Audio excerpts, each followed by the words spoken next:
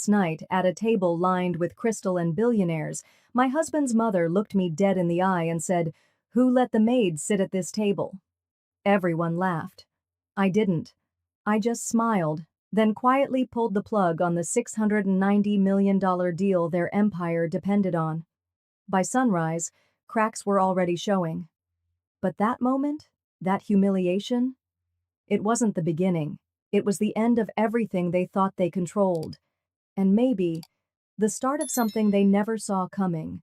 Before we dive in, what time are you listening? And read everyone. The snow had just begun to dust the skyline of Manhattan, glazing the glass walls of the Delacroix Tower with a soft shimmer. I stood in the marble corridor just outside the private dining wing, my heels echoing against the floor as I adjusted my blazer. My breath caught a little. Not from nerves. I'd trained that out of myself years ago, but from the sharp drop in temperature I felt inside, colder than anything waiting beyond the glass. The doors opened. Inside, the room glowed like a museum. Gold sconces, a 14-seat glass table stretching beneath a chandelier that looked like frozen lightning. Everyone was already seated, the entire Delacroix clan, plus shareholders and top advisors, all in their usual uniform of cashmere, watches with names longer than some countries, and expressions sharp enough to slice through glass. And me, Amara Caldwell, youngest daughter-in-law, the only non-white woman in the room, the only one whose name had been misspelled in the program once, the only one who had to be reminded 3 times to RSVP. I scanned for my place. There was no nameplate, just a single open chair, tucked awkwardly near the end, closest to the service entrance. Lucas didn't even look up as I made my way over. I slid into the chair as quietly as I could, smoothed the cloth napkin that wasn't there. The cousin to my right, Damien, I think, barely masked his amusement. "So they gave you the pit stop seat," he said with a half laugh, low enough to stay just between us. I gave a polite smile. "Good view of the door." From across the table, Genevieve Delacroix raised her glass. That woman had a way of controlling a room without saying a word, until she did speak, and then it was a knife dipped in sugar. "To family," she said. "To legacy. And to the women who keep us polished." Her eyes flicked to me. Like Amara here, so composed. You'd almost never guess she wasn't born to this. A murmur of laughter rippled around the table. I kept my eyes forward, my spine straight. I heard someone, maybe one of the board members, mutter, "Did someone promote the help?" Lucas chuckled. That tight, polite kind of laugh people use when they want to signal distance while still fitting in. He didn't defend me. He didn't even glance my way. I folded my hands in my lap. My father once told me, "Dignity doesn't yell. It waits. It remembers." So I waited. The meal went on. Chatter about Q4 numbers, a new acquisition in Prague, murmurs about Lucas stepping up by Q2. I barely touched my food. Halfway through, a staff member appeared beside me, young, nervous. He placed a cloth napkin beside my plate, folded differently from everyone else's. Simple. Precise. It almost looked like origami. I offered him a small smile. Genevieve watched the exchange. Then, with her signature grin, she called out lightly, "Wipe your mouth, dear. You're making us look bad."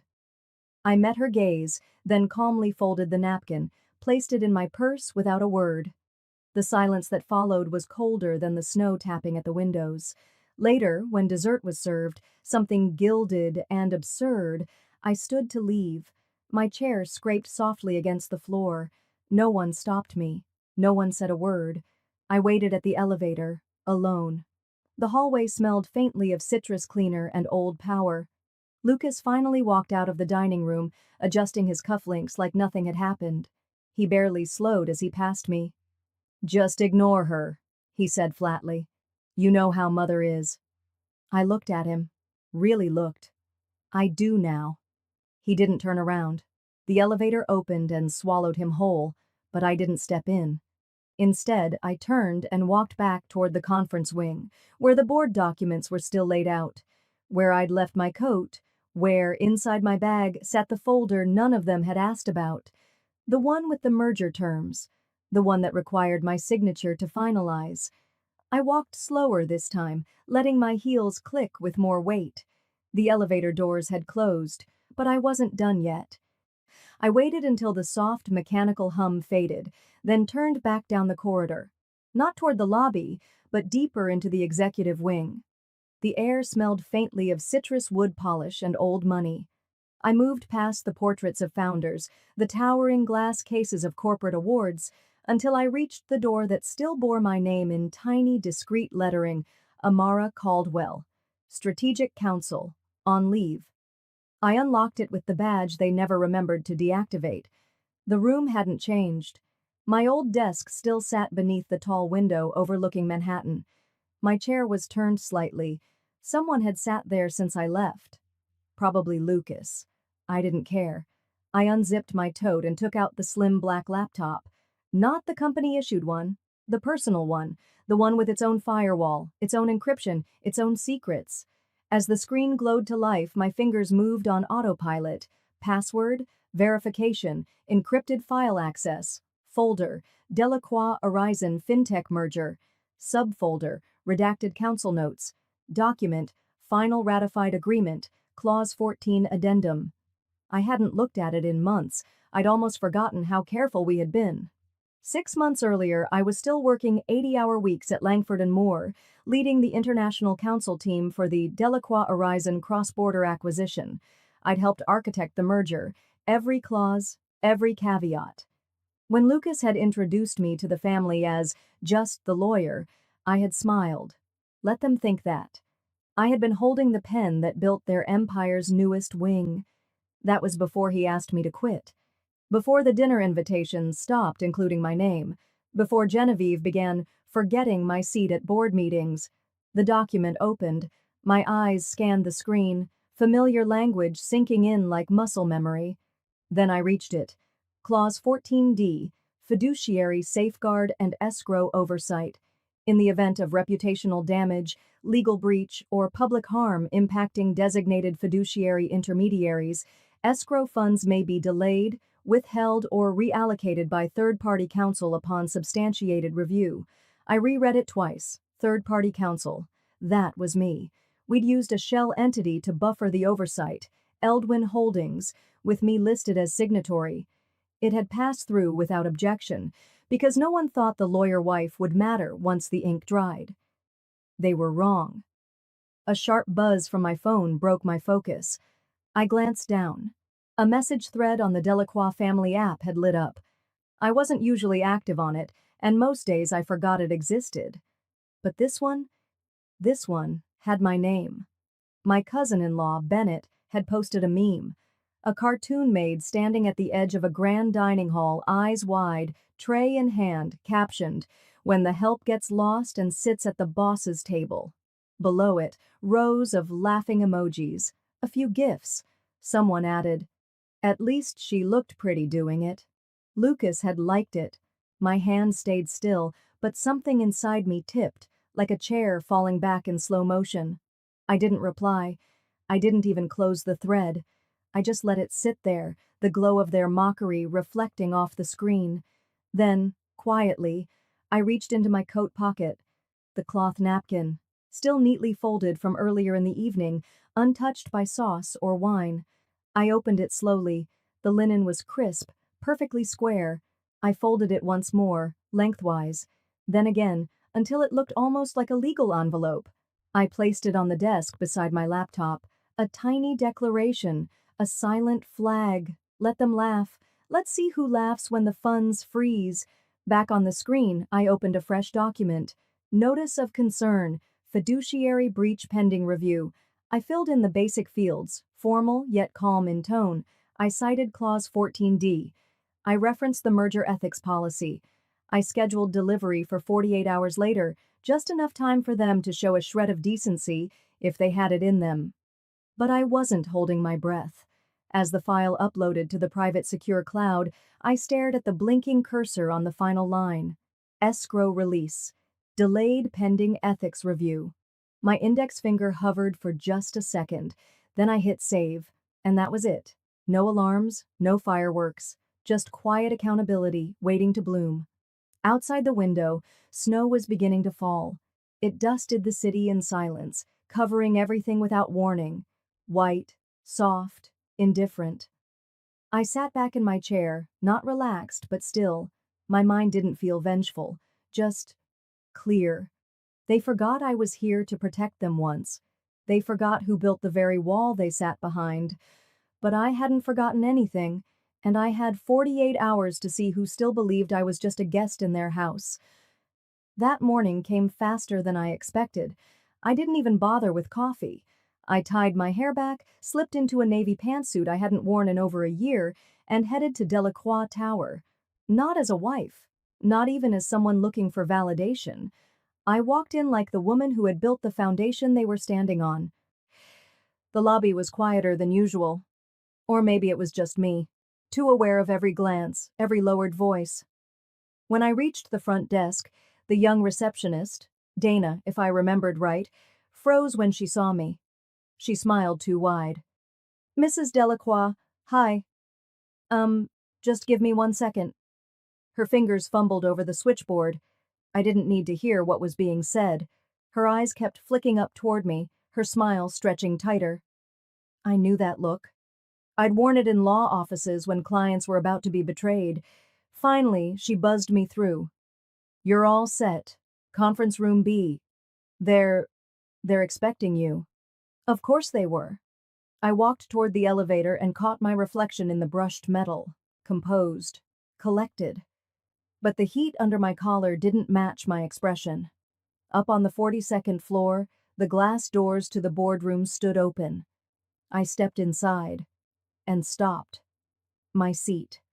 The one I had sat in for 3 years, right next to Etienne Delacroix, Lucas's father, was already taken.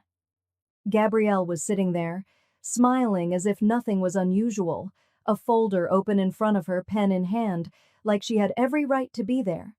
Genevieve looked up from her espresso. "Darling," she said smoothly, "let's not cause a scene. Gabrielle's just sitting in, for now." I blinked once, then smiled, just as smoothly. Interesting, because I never stepped out. The silence that followed wasn't awkward. It was loaded. I pulled out the chair at the far end and sat without waiting for an invitation. "Let's begin," Etienne said briskly, flipping through the agenda. His voice gave nothing away, but the way he avoided looking at me said plenty. As presentations started, projections, new partnerships, quarterly metrics, I let my eyes drift to a folder someone had left near the espresso cart. Thicker, glossier, not part of the usual stack. I reached for it. Across the cover, "Succession Plan, Confidential Draft." I opened it. Just a few pages in, I saw it. A full reorg chart, new leadership structure. My name, gone entirely. No title, no dotted line reports, just blank space where I used to be. In my place, Ethan Delacroix, Lucas's cousin, and Gabrielle, newly minted Chief of Strategic Partnerships. The page was still warm from the printer. They hadn't even let the ink cool. I didn't flip out. I didn't yell. I just sat there, holding that folder, while the rest of the room kept talking like I didn't exist. But I heard them differently now. Lucas's polished voice talking projections, and Gabrielle's staged nods of agreement, timed just perfectly with Etienne's remarks. They had choreographed this. The humiliation back at the dinner party, it hadn't been spontaneous. It was part of a broader plan, a public signal. She's on her way out. Don't align yourself with her. They'd waited until after the merger closed, after I'd locked in the deal worth $690 million, after I'd shelved my name, my firm, and my independence. And now? Now they were cutting me out. Politely, of course, with smiles, with espresso, with printed agendas. I stood. The room quieted. I didn't need to yell. My voice was calm, almost clinical. "You replaced me on the seating chart?" I said. "I wonder how fast you'll replace me in the merger clause you didn't write." Silence. Gabrielle's fingers tightened around her pen. She looked to Lucas. He didn't look back. He just stared at the table. I gently closed the succession binder and walked past the espresso cart. I dropped the folder, neatly, deliberately, into the small bin beside it, then turned, nodded once, and walked out. No slamming doors, no drama. Just the sound of heels echoing against marble tile and the tightening grip of reality behind me. Downstairs, I didn't go home. I crossed the street to the small cafe where I used to take client calls years ago before all this. I ordered an iced tea and stepped outside. Then I pulled out my phone. A number I hadn't called in over a year was still saved under just one word. O'Connell, my mentor. The man who once told me, "Power isn't given in families like this. It's only yours if you design the exit." I hit call. He answered on the second ring. "Mr. O'Connell, it's Amara Delacroix," I said quietly. "I need to trigger the clause." He didn't ask why. He didn't ask what had changed. He just said, "It's done." And that's when the cracks began to show. By the time I hung up with Mr. O'Connell, the first domino had already fallen. Not in a dramatic crash, but in the faint, deliberate tip of something too carefully balanced for too long. I stood by the window of my apartment, watching the city below stretch toward morning. I didn't move for several minutes. I didn't have to.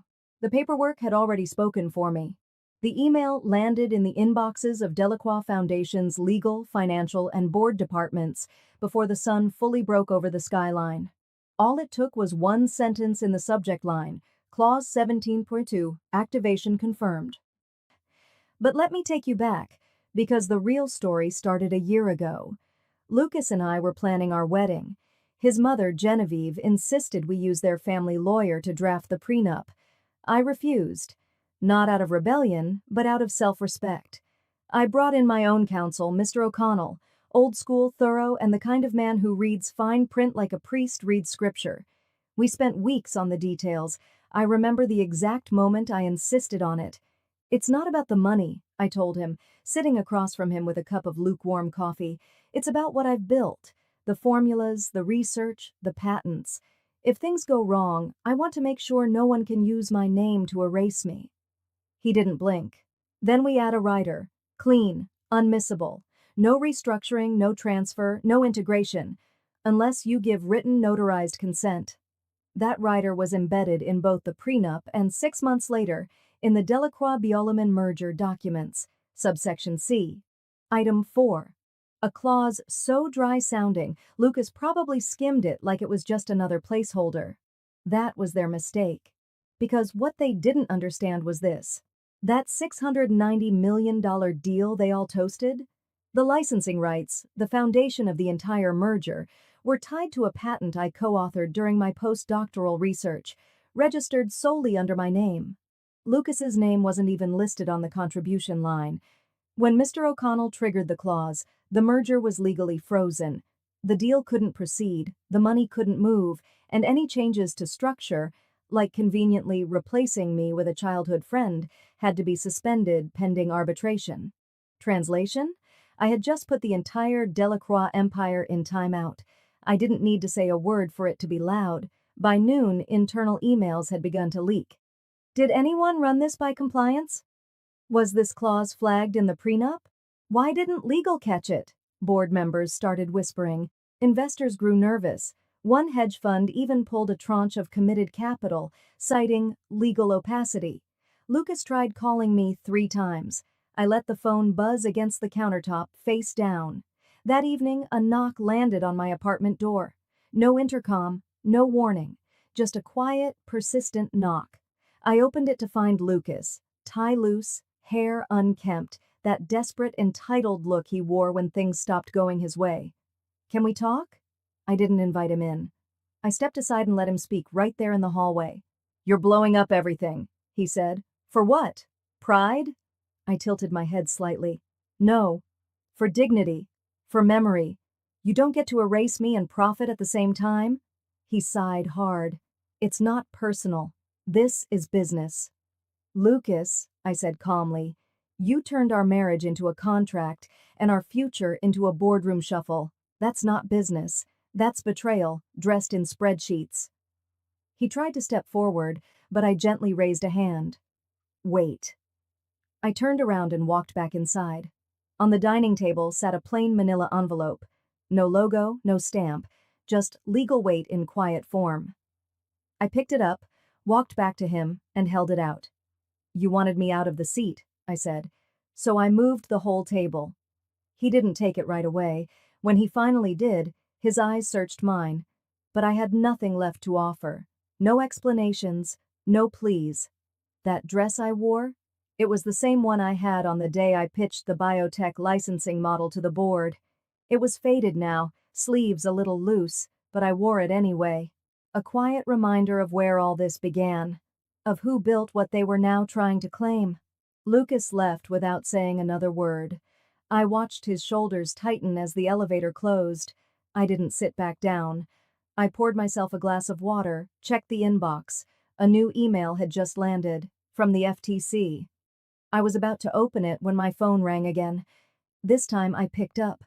Genevieve's voice cracked on the other end. "She played us, Lucas. She played us all." I didn't hear the rest of their conversation. I didn't need to. I was already 10 steps ahead. By morning, the whispers had begun. It started with a single tweet from a mid-tier financial blogger.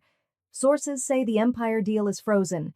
Internal IP conflict suspected. Developing." Then came the photo, snapped by someone at the dinner, blurry but unmistakable. I sat at the far end of the table, that insult of a seat, wrapped in black silk. I looked small in the picture, surrounded by glittering laughter, blurred champagne flutes, and people turned away from me. The caption read, "Billionaire's wife or their scapegoat." The photo went viral in 6 hours, and then came the leaks.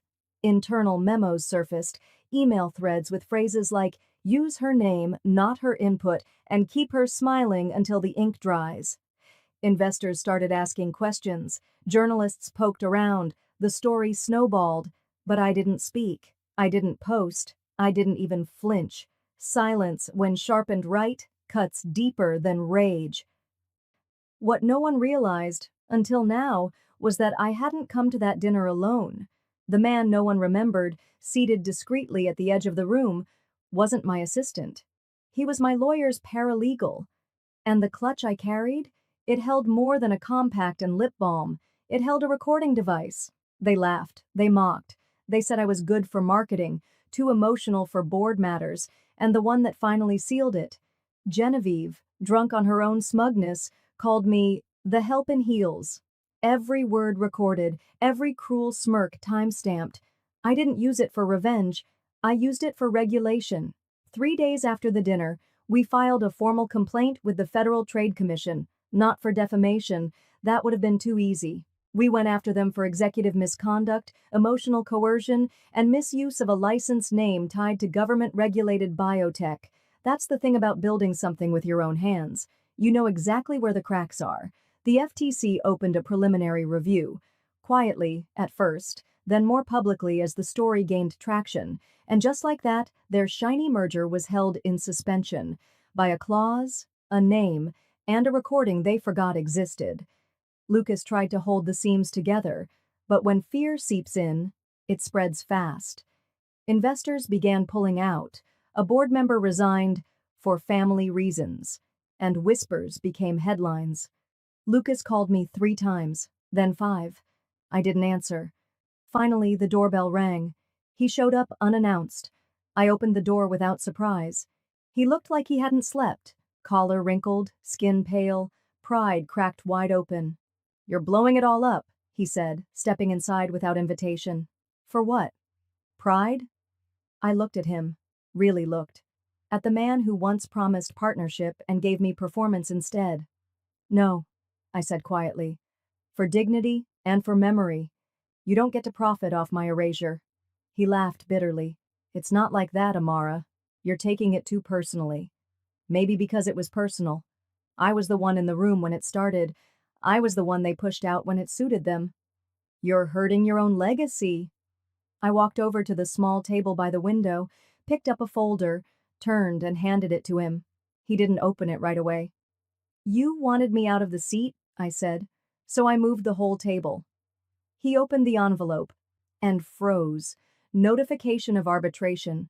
Filed. Valid. Binding. The room held a sharp silence between us. Before he could respond, my phone buzzed. A small message from a courier company. Delivery completed. He glanced down. What did you send? I didn't answer. That afternoon, as the light turned golden across the living room floor, a small black box was delivered to my apartment. No card, just a wax seal I recognized from a different life. Inside was a single white queen chess piece and a note. For the one who saw every move coming. I smiled. It was from Evelyn Chow, my old mentor, the only person who ever told me the truth. Never sit at a table that sees you as decoration. She knew. She always had. Meanwhile, across town, Genevieve was unraveling.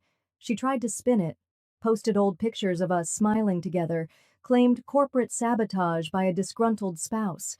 She reached out to reporters she once bought lunches for, but the public wasn't buying it. They saw the footage, they heard the laughter, they watched a woman be sidelined and then rise. Hashtags began trending. She was at the table and Amara clause. Women reposted the dinner photo with captions like, "We've all been there." Men reposted the arbitration notice with awe. And me? I still didn't say a word. Not online. Not on TV. Lucas came by one last time. This time he knocked softly. "Can we talk?" he asked, standing in the threshold like a man exiled from his own kingdom. I let him in. He sat on the edge of the couch, eyes on the floor. "We can fix this," he said. "Together." I sat across from him, calm and unblinking. "You had a seat next to me, Lucas," I replied, voice even. "You chose to join the laughter instead." He opened his mouth, then shut it. When he stood to leave, I didn't walk him out. I waited until the door clicked shut. Then, from the hallway, my lawyer stepped out of the guest room, tablet in hand. "Ready for the next move?" he asked. I nodded. "Yes. And this time, we play by my rules." I didn't sleep that night. After I told my lawyer we'd be playing by my rules, I poured myself a glass of water, sat at the edge of the bed, and let the silence roll in. It wasn't peace, I wasn't there yet, but it was control, and that was a start. By morning, my team was already moving. Ethan, my attorney, had stayed up finalizing a package of notifications, all anchored around a single clause that most of Lucas's family had long forgotten, even if they'd signed it. But I hadn't forgotten. I'd written it. The memory hit me like a sharp wind. 5 years earlier, sitting across a long, polished table in a cold room where every voice but mine talked over each other. Lucas had held my hand under the table. His family laughed, rolled their eyes, shrugged off the clause I'd requested. "A clause for emotional misuse of your name?" Sterling scoffed. "This isn't a Hollywood memoir." Genevieve was blunter. "So you're worried we'll, bully you in print?" Lucas had smiled like he could smooth the moment. "It'll never come up. You'll be family, remember?" Still, I didn't back down. I'd been in enough rooms like that to know smiles turned to silence when it suited them. My legal team slid the paper forward anyway, and eventually everyone signed, with a chuckle, like it was a formality. Now, it was the hinge the empire swung on. At 10:02 a.m., Ethan hit send. Notices were delivered via email, courier, and press wire, meticulously worded, legally sound, emotionally neutral. Effective immediately, the Amara brand license was nullified due to breach of Clause 9B, emotional harm via name misuse, and family hostile public conduct. By noon, the first product distributor pulled their line. By 3 p.m., the press had their teeth in it. The family's prized skincare brand, my name on every bottle, my face in every ad, was suspended. Retailers paused shipments. Media partners pulled commercials midstream. Investors flooded the boardroom with panic. And I didn't say a word. The chaos reached full tilt by early evening. My phone didn't stop buzzing, though none of the calls were from Lucas. Sterling left a message that veered between furious and begging. "We can renegotiate. Just name your number. Think of the shareholders." Genevieve? She issued a public apology on her personal blog, carefully edited, likely lawyer approved, but tone deaf. She wrote that she was sorry Amara misinterpreted the family's warmth and hoped I would find peace in healing, not destruction. I read it while sipping tea. Then I sent her a box. It was velvet black, lined with silver satin. Inside, a small hand mirror, cracked straight through the middle. On the glass, etched in faint white letters, "You called me a reflection of nothing, so I returned the truth." I knew she'd open it on camera. She always did. By the next morning, the photo had gone viral, and with it, a flood of responses. Stories from women, spouses, partners who had once been included in business families, only to be erased when their silence became inconvenient. The hashtag rose fast, Ja Clause of Respect. It wasn't a trend, it was a reckoning. And for once, I didn't feel alone. Late that night, as I sat reviewing emails in the quiet glow of my apartment, a message pinged from an unexpected name: Chloe, Genevieve's daughter. Just a teenager when I first met her. Now in her early 20s, she asked if we could talk. I hesitated, but I said yes. We met at a small cafe 2 blocks from my place. Chloe looked nervous, holding her phone like a shield, but her voice was steady. "I just wanted to say, I saw everything," she said. "At that dinner, I didn't laugh. I wanted to say something, but I didn't." I nodded, letting her speak. "You were the only woman I looked up to in that room," she said. "Not because you were perfect, but because you didn't pretend to be. You built things. You thought before you spoke. You listened." I felt the lump in my throat before I could stop it. "You don't have to choose them," I said softly. "You can build your own room, Chloe, and if you want, I'll help you." Her eyes brimmed, but she nodded. "I'd like that."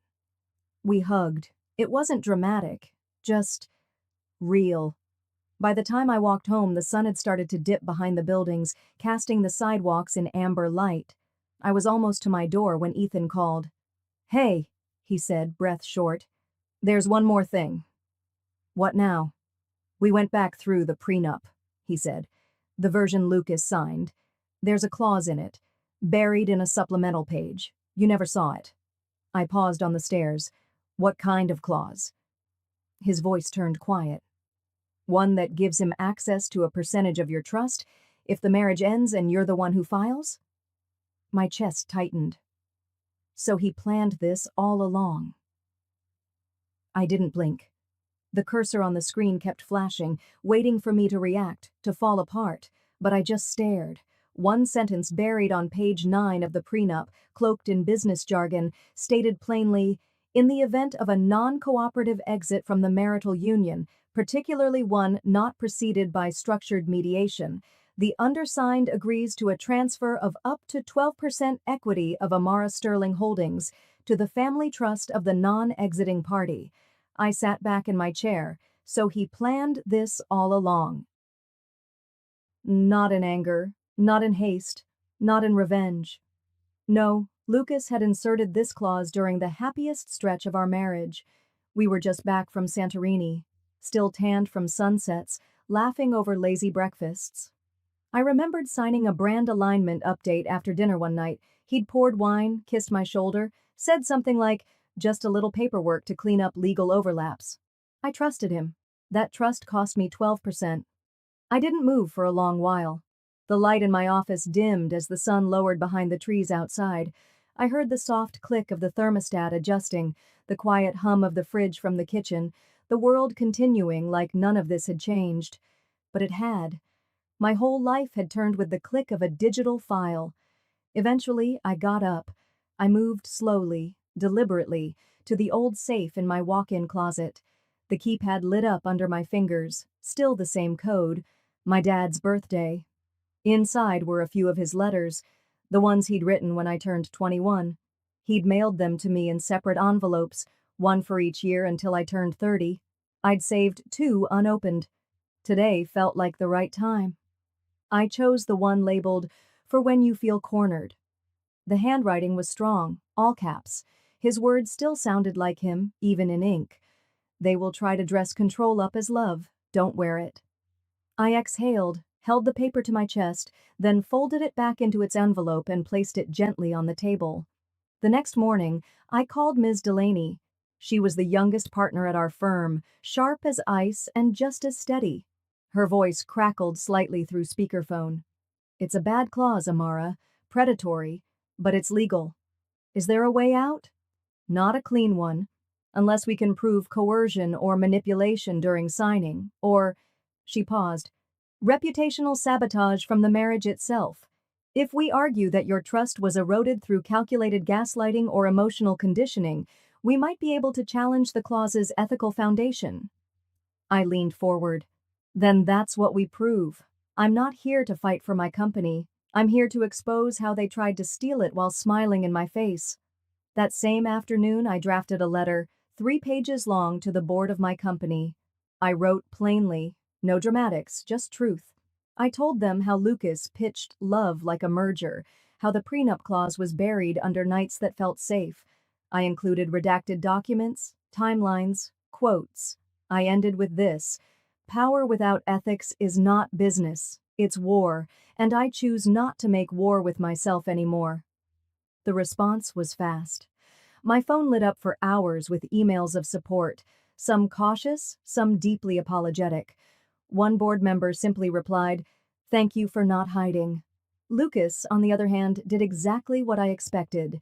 He booked himself a segment on a national morning show, sat there in a gray sweater with tired eyes, and spoke of miscommunications and hurt feelings. He almost cried when he said, "I always supported her, always." But the internet doesn't forgive selective memory. Because less than 24 hours later, a former executive assistant leaked internal emails. They were real. I recognized the formatting, the subject lines. One message read, "Let her have the spotlight. The optics work better that way." Another said, "Amara doesn't make decisions. She reacts. We just make sure she reacts where it's useful." The backlash was immediate. "Marriage for market value," one headline blared. Others weren't as polite. The story trended for days. Lucas's uncle, one of the original investors in the brand, issued a statement demanding the family step back from all company affairs in light of ethical disqualifications. Genevieve vanished. Her social media accounts went dark. PR firms declined to represent them. And Lucas? He sent me one last text. "Is there any part of you that still loves me?" I didn't answer. I took a screenshot and forwarded it to Ms. Delaney. She called me 10 minutes later. "We'll keep it in the file," she said. "He's trying to establish emotional proximity. That could weaken our case if you engage." I smiled. "I'm done engaging. I'm building." That Friday, just after 6 p.m., I returned to the headquarters. The boardroom had remained locked for weeks under renovation, but I had the master key. Inside, the walls were freshly painted, the long table polished. I walked to the glass case on the wall where we usually displayed awards. Instead, I placed the terminated clause inside, a single sheet of paper bearing both my signature and that of our general counsel. Below it, a new plaque had been installed. It read, "No one sits at this table by accident." I locked the case, walked out. As I stepped back into the hallway, my assistant rushed toward me holding a tablet. "You need to see this," she said, slightly out of breath. "The court date's been moved up, and he's bringing a surprise witness." I paused at the doorway. "Let him bring whatever tricks he wants. I've got the truth." I walked through the courthouse hallway, my heels steady against the polished floor. My assistant trailed behind, silent but tense. I could feel the weight of the moment pressing into my shoulders, not as a burden, but as something I was ready to carry. The emergency arbitration had been scheduled with less than 48 hours' notice, but I wasn't here to defend my worth. I was here to unmask theirs. Inside, the room was colder than expected. Not the air, but the energy. A circle of panelists sat near the front. To my right, Lucas was already seated, surrounded by his attorneys like armor. Genevieve sat just behind him, dressed in corporate black, her pearl earrings almost too bright for her expressionless face. Our eyes met briefly. She blinked once, slowly. Nothing more. I took my seat across the table, unfolding my hands on my lap. I wore ivory, not white, not a statement, but peace. I wanted to be seen without shouting. That had always been my way. The arbitration began with formalities. Then Lucas's attorney stood, slick and rehearsed. This proceeding addresses the dispute regarding the prenuptial equity clause signed by both parties. My client asserts that Ms. Hargrove's emotional volatility and her abrupt departure from the marriage breached the clause in question. I listened quietly as he built a case out of mischaracterizations. She disrupted stakeholder confidence. She withheld financial disclosures. She stormed out without due process. They painted me like a walking liability. I expected that. What I didn't expect was how little it stung. My lawyer, Ms. Delaney, rose in response. Calm, razor-focused. The timeline proves otherwise. Ms. Hargrove's decision to exit the marriage came after repeated emotional degradation. We've documented patterns of gaslighting, suppression, and reputational sabotage. This clause wasn't triggered, it was weaponized. The room was still. The panel scribbled notes. Then Lucas's attorney leaned forward. We'd like to call a character witness, Elliot Hargrove. My spine tensed. Elliot, his cousin, once a friend of mine too, at least for a while. I'd invited him to our wedding. He danced beside me at the reception. Afterward, though, he disappeared. I should have known he'd been pulled back into the family machinery. He entered the room, looking older than I remembered, with a stiffness in his posture that hadn't been there before. He didn't look at me as he took the stand. He raised his right hand, swore his oath, and for a moment, the room held its breath. Lucas sat straighter, smug. Genevieve finally allowed a half smile. And then Elliot spoke. I was asked to be here as a character witness, he began, to vouch for Lucas and his intentions. A beat passed, then another. But I can't do that. Lucas's expression froze. Genevieve's head turned sharply. I was in the room when that prenup clause was rewritten. It was Lucas's idea. He called it a fail-safe in case Amara ever wised up and left. He wanted leverage. He said if she walked, we'd walk away with part of her company. Genevieve agreed. She said, and I quote, "She's an investment we'll eventually neutralize." Gasps broke out. Not from me, I didn't need confirmation, but from the panel, from the court stenographer who looked up mid-typing, from Lucas himself, who now sat motionless, lips parted like he'd been punched. Genevieve stood halfway, then sat back down. One of the arbitrators cleared her throat. Mr. Hargrove, you're certain? I kept the emails, he said. I've turned them over to Ms. Hargrove's team this morning. I didn't move. I didn't cry. I just exhaled, slowly. Ms. Hargrove, the judge asked gently, would you like to cross-examine? I stood, smoothing my skirt, looked directly at Lucas. No questions, I said. The truth speaks for itself. A hush followed, not awkward, reverent. One panelist whispered to another, and I caught the words, "It's clear where the dignity lies." We were dismissed shortly after. The panel would review testimony and render a final ruling, but I already knew the tide had turned. Outside, camera flashes burst like firecrackers. My team moved quickly to shield me, but I noticed something. The chants. Reporters weren't shouting questions. They were naming Elliot. Whistleblower cousin, one headline would later read. The Hargrove collapse. Within 24 hours, an investigation into Hargrove family business practices began. Multiple financial ties were frozen. Genevieve pulled out of 3 foundation boards. Lucas's personal brand was shredded. He made a shaky appearance on a local news segment, blaming a communication gap and misunderstood intentions. No one bought it. A few mornings later, while sipping coffee on my porch, my assistant handed me a small brown parcel. No name. Just a soft weight in my palm. Inside was the mirror box Genevieve had once gifted me, an empty gesture meant to mock. But now it held a daisy, one single daisy, and a note, handwritten in blue ink. Thank you for being the woman my family refused to be. Chloe. I stared at it for a long time. The message, the flower, the echo of something better. That evening, I was back at the office. The glass doors to our boardroom had been polished. The table inside had once felt like a place I needed to prove myself. Not anymore. I entered quietly, opened the case on the wall, placed a sealed document inside, the official letter terminating the prenup clause. Beneath it, the new engraving read, "No one sits at this table by accident." As I stepped out into the hallway, my assistant approached with a sealed envelope. "This was dropped off anonymously," she said. "We ran the handwriting." I opened it just enough to see the first page. It was Lucas's personal journal. My fingers curled around the edges. Let's finish what he started. I didn't open the envelope right away. I carried it to the kitchen, set it down beside a cup of peppermint tea, and just sat with it. The weight of that small parcel felt heavier than the courtroom, heavier than the years of polite betrayal, than even Genevieve's silence when Elliot exposed them. This envelope didn't scream. It breathed. When I finally broke the seal, I found Lucas's familiar handwriting etched across the first page of a weathered leather-bound journal. His cursive was elegant but sharp, like a man who'd learned to appear softer than he was.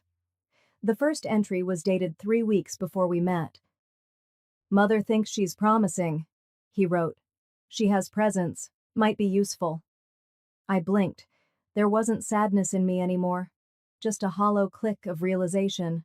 The kind you get when a puzzle piece finally fits, and the picture is worse than you imagined.